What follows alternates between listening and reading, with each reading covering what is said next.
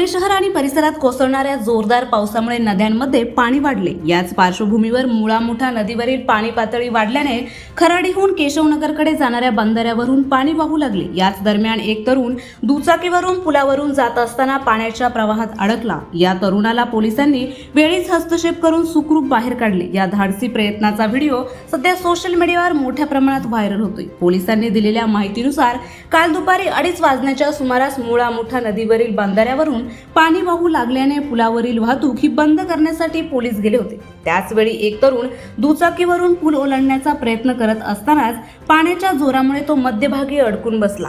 परिस्थितीची गांभीर्यता लक्षात घेता अग्निशामक विभागाला तात्काळ सूचित करण्यात आले। पाण्याचा प्रवाह सतत वाढत असल्याने त्या तरुणाला वाचवण्यासाठी पोलीस उपनिरीक्षक खांडेकर, पोलीस अंमलदार दोरगे, पोलीस हवालदार सय्यद, अंमलदार गायकवाड तसेच महिला पोलीस अंमलदार थोरात, मालवंडे, त्याचप्रमाणे अंमलदार साळके व अंमलदार काळे यांनी स्वतःचा जीव धोक्यात घालून मानवी साखळी तयार केली। दोरीच्या साह्याने त्या तरुणाला पुलावरून सुरक्षित बाहेर काढण्यात आले। या घटनेमुळे पोलिसांचे वेळीच दाखवलेले प्रसंगावधान आणि धाडसी निर्णयाचे सर्वत्र कौतुक होते।